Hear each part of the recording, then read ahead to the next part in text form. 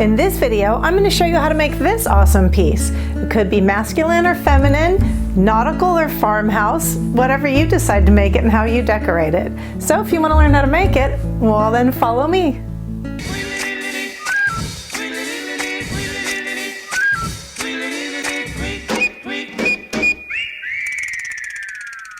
What's up, Glue Dots? I'm Elaine, the Midnight Crafter, and tonight's project, let me just tell you, was a challenge.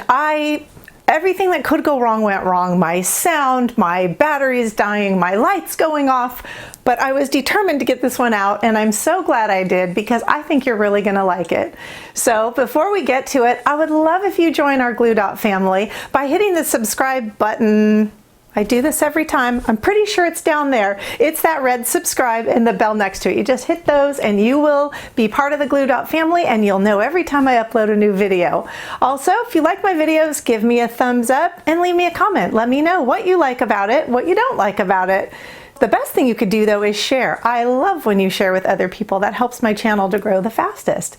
And in case you're interested, I have a really cool apparel line that I started out. So if you just scroll down a little further below, right below the video, you'll be able to see some cool things I came out with. So anyway, let's get to this DIY because I had to really work to get this one out for you. So let's just do it.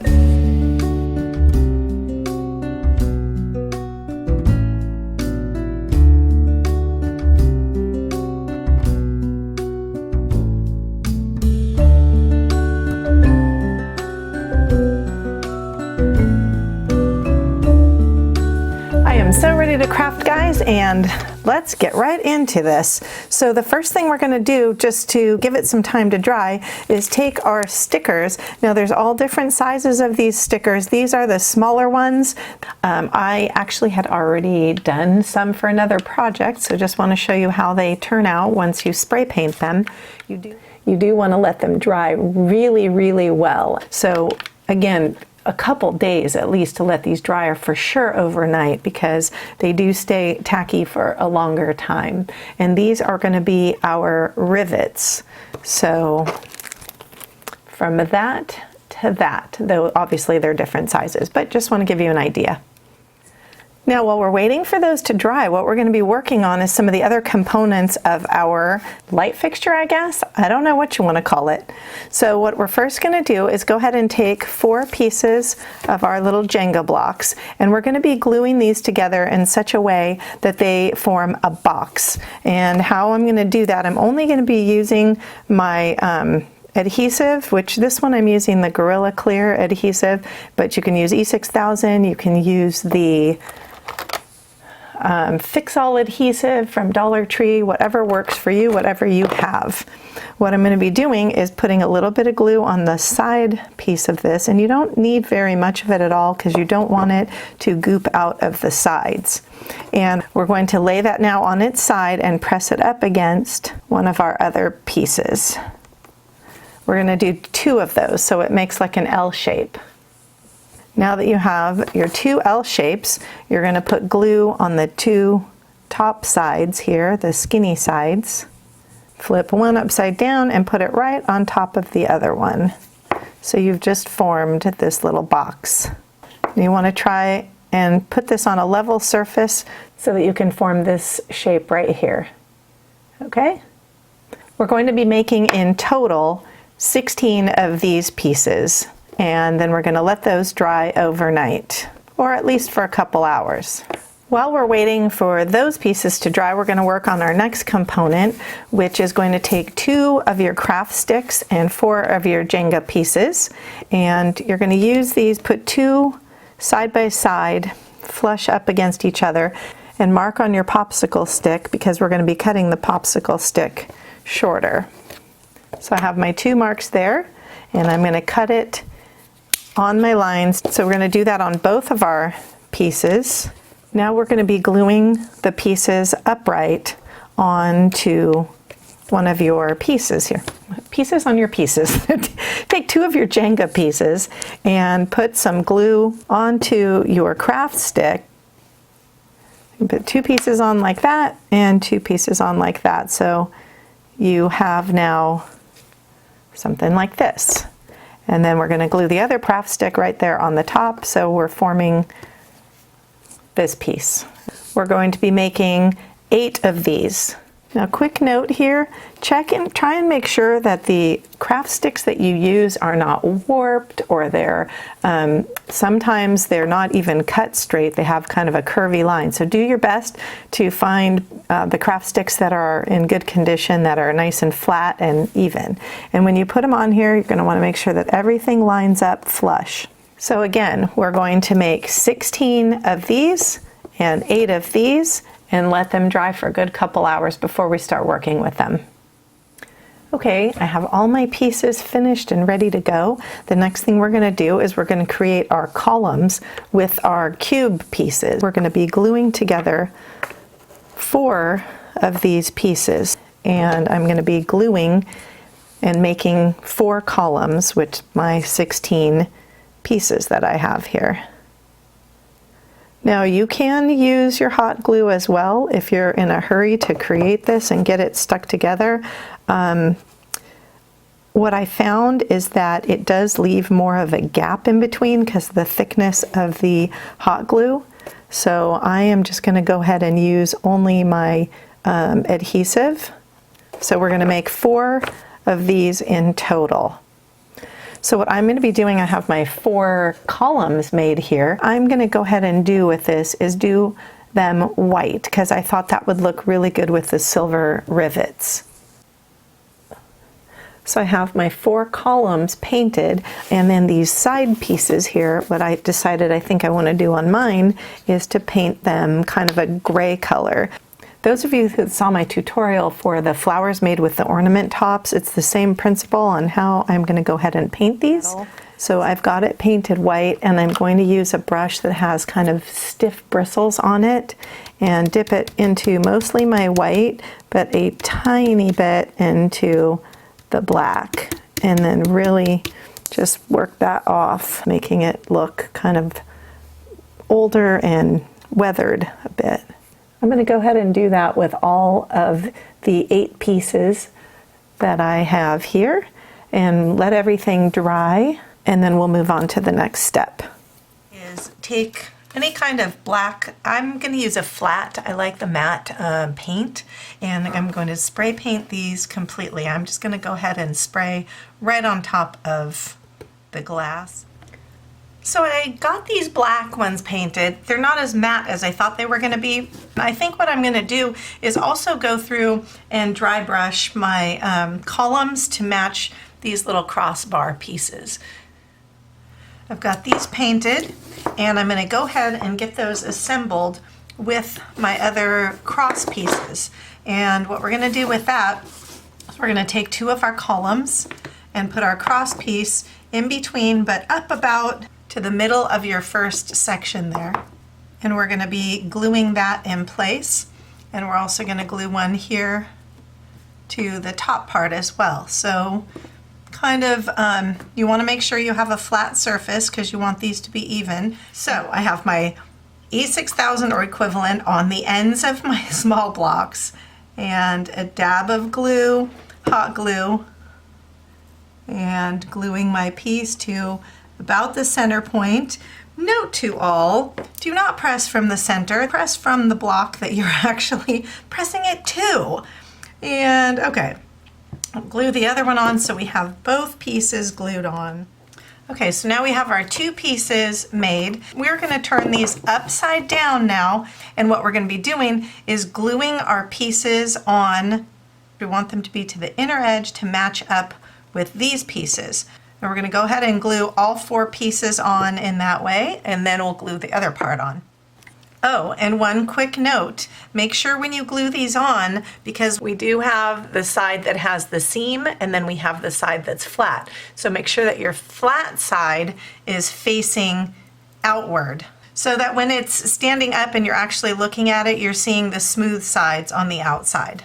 And make sure when you put this other piece on, you don't turn it over. Again, you want the parts to be offset and have this piece come on top, and line it up as best you can with the bottom ones. And then I'm going to pull my other my black boxes over. We're going to be setting this directly on top of here.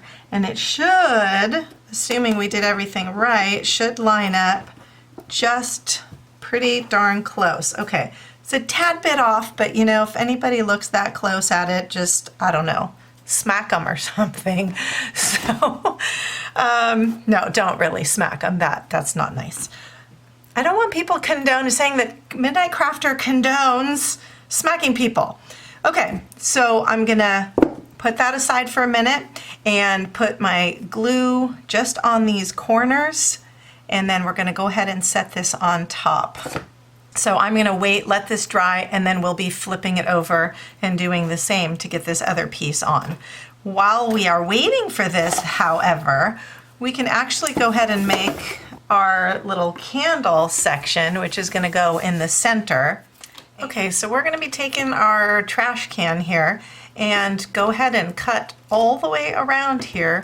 I usually like to use these garden shears from Dollar Tree because they seem to be really durable, and though your scissors will be fine, it would really dull them. So you're just gonna go around and cut all the way around here, removing this rim, and cut all the way around here, removing the bottom rim as well. Now, if you can, while you're cutting this, try and keep, so this has a triangle, and try and keep a full square in there if you can. So you may not be cutting exactly at the rim's edge, but you might have to kind of like here where it comes down. Just follow along and try and keep a full triangle if possible. Now that I have that whole piece cut out, I'm gonna find the seam and then just cut right down the center of that seam, and we're gonna be only using a portion of this. The only reason I like to cut down the seam is because it leaves a lot of more clean area not overlapping for you to use for other projects. Once you have your piece all cut, open it up and you can go ahead and stretch it out a bit. All right, so we're gonna go onto the one side here and measure down. I'm gonna actually do about 10 inches. And now we have our 10-inch wide piece. I'm gonna try again, stretch it as much as I can to get it kind of evened out and to a good shape.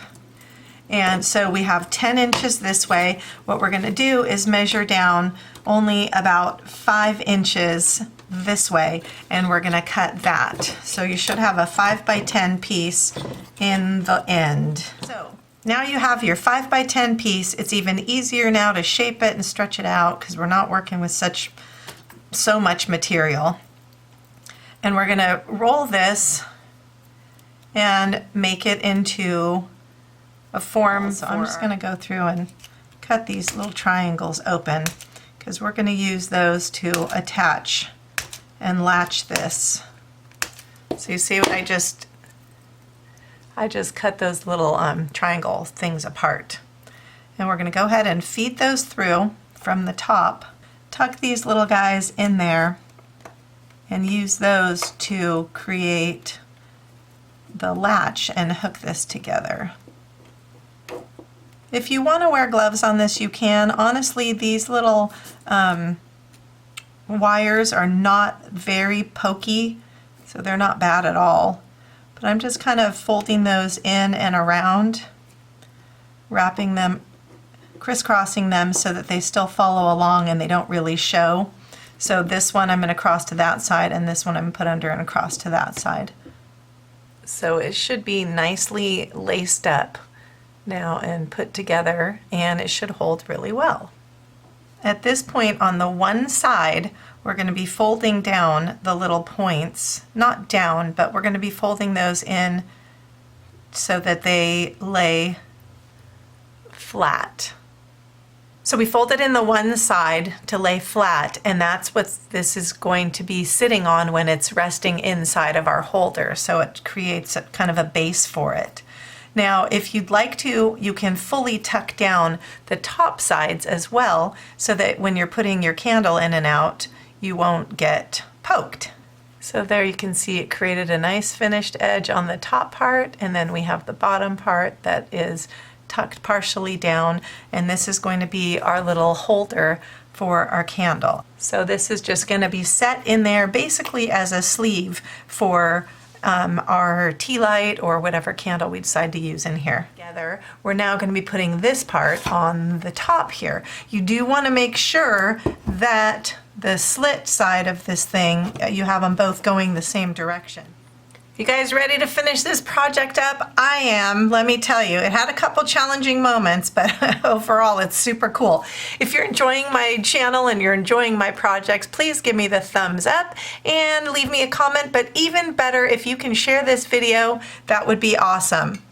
So what we're going to be doing is taking now our faux rivets here, and we're going to be attaching them onto our columns here, and these don't stick all that well, so you do want to use a little bit of hot glue with them, but be careful because they are just really thin little plastic, so it's not as though, I mean, you don't want to melt them. So what I've decided I'm going to do is take some of my nautical rope, and I'm going to go around this part and this part. I'm going to start. All right, looks like we are pretty much finished with this. If by chance you would like for this to be hanging, you may want to take some of your nautical rope and maybe make a crisscross design from corner to corner. That way you can hang it up. And the way I'm going to do that crisscross top, because obviously it's not, by just gluing this on the corner and having it go across, it's not going to have enough surface area to give it any strength. So what I'm going to do is I'm going to run a line of glue diagonally across my the top here, and I'm going to go from the center out, then up and around. Leave whatever length you're going to leave, and then glue that side down as well. This way we're sure that it's going to hold nice and snug. So I'm going to go diagonally now and put my glue from that center point out to my corner and glue this piece down. So I'm going to hold this up so that these ropes come about to the same point, and hold it kind of taut. And then I'm going to run glue from this corner to the center and glue that piece down. I promise you at some point this DIY will end and I will show it to you. This is, I'm officially declaring it Dork of the Decade Day. So it's like be a dork day, because I had plenty of dork moments with this DIY. So, all right guys, I'm gonna finish this up and I promise I will show it to you.